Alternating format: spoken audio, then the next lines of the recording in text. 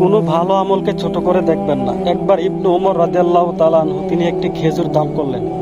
তখন সবাই বলতে লাগলো, মাত্র একটি খেজুর, এটা না তৃষ্ণা মেটায় না পেট ভরায়।